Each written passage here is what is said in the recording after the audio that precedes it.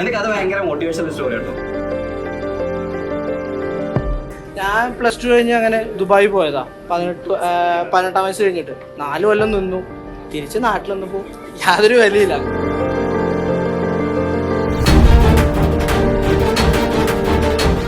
family ഫംഗ്ഷനും കാര്യങ്ങളൊക്കെ പോയി കഴിഞ്ഞാൽ എഞ്ചിനീയറാണ്, സോഫ്റ്റ്വെയർ എഞ്ചിനീയറാണ് പറയുമ്പോൾ തന്നെ എല്ലാവരും ഭയങ്കര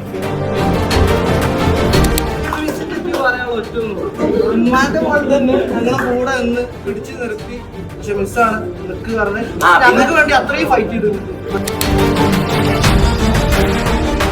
ഇവര് ചെയ്യുന്ന ഒരു പാക്കപ്പ്, അതായത് ഇപ്പോഴും എന്റെ കമ്പനി HR ചോദിക്കും